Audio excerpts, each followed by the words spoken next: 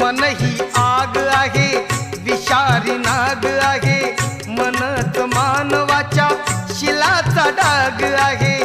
मन हे